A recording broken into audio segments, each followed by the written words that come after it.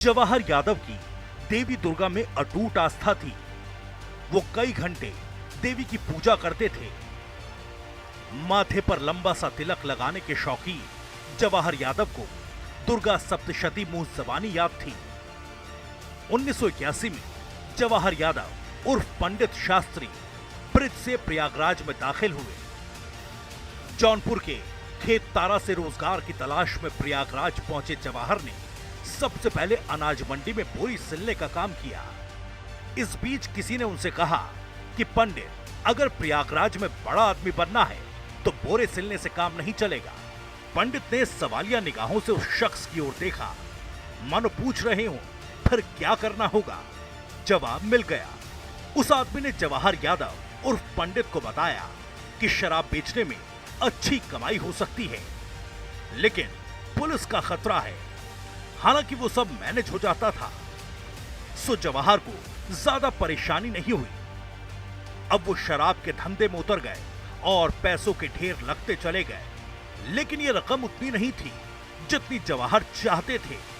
उन्हें और पैसा कमाना था, लिहाजा उनकी निगाह बालू के ठेकों पर पड़ी।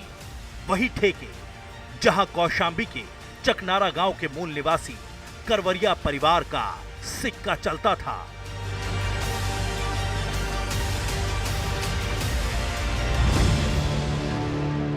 करवरिया बंधुओं की शुरुआत तो कालीन और फर्नीचर के धंधे से हुई थी, जो बाद में रियल एस्टेट के कारोबार तक फैलती चली गई।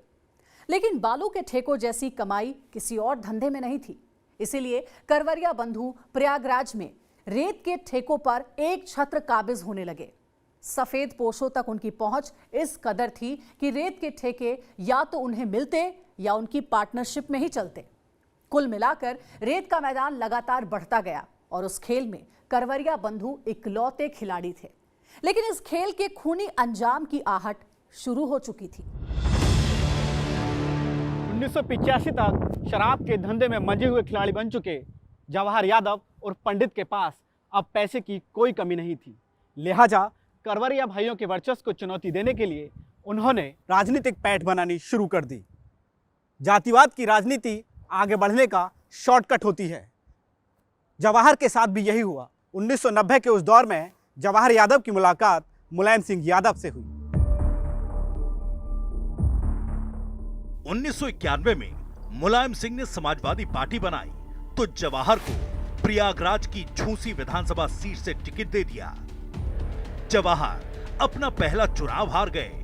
1991 में कल्याण सिंह की सरकार बनी, लेकिन जल्द ही उनकी सरकार गिर गई। 1993 में फिर चुनाव हुए।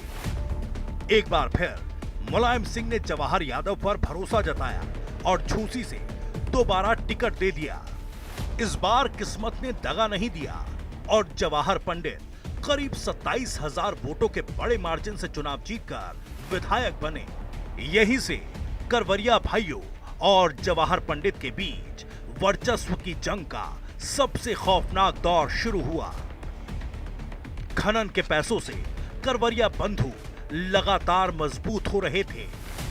स्थानीय पुलिस प्रशासन में उनकी गहरी पैठ हो चुकी थी। अब जवाहर पंडित को लगा कि वो राजनीतिक रूप से करवरिया बंधुओं से ज्यादा प्रभावशाली हैं। लिहाजा 1993 में उन्होंने प्रयागराज में रेत के ठेकों पर दावा ठोक दिया। हालांकि ठेके उन्हें नहीं मिल सके। ठेकों पर नजर गड़ाए बैठे जवाहर यादव उर्फ पंडित ने खनन वाले घाटों के आसपास की जमीनें खरीदनी शुरू कर दी।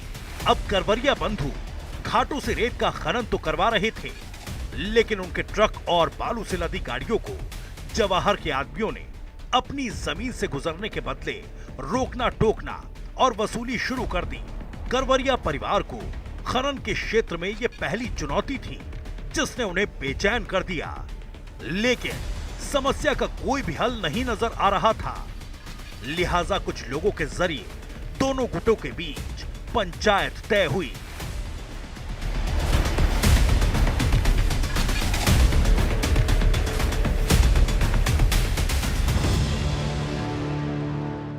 करवरिया भाइयों और जवाहर पंडित के बीच बालू के ठेके को लेकर जो विवाद था, उसकी पंचायत भी इसी खनन वाले घाट पर हुई।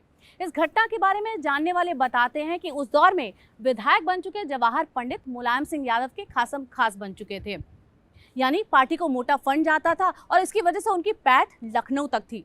लेकिन करवरिया बंधु भी कम नहीं थे, उनके पास रेत के लंबे चौड़े पट्टे थे, कोई किसी से कम नहीं था। शाम को इसी बात पे पंचायत होनी थी, यानी कौन अड़ेगा कौन झुकेगा।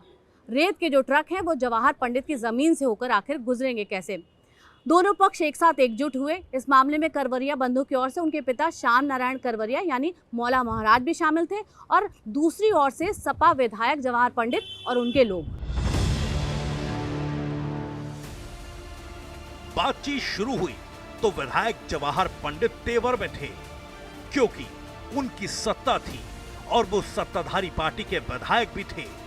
लिहाजा उन्होंने साफ कह दिया कि उनकी जमीन से होकर करवरिया भाइयों के रेत के ट्रक नहीं गुजरेंगे। अब विवाद सुलझने के बजाय बढ़ता गया। बहस इतनी बढ़ी कि विधायक जवाहर पंडित ने करवरिया भाइयों के सामने उनके पिता मौला महाराज पर राइफल तान दी। जवाहर चीखते हुए बोले, अपनी बालू चाहो तो हेलीकॉप्टर से उठवाकर ले जाओ, लेकिन मैं अपनी जमीन से तुम्हारा एक भी ट्रक नहीं गुजरने दूंगा।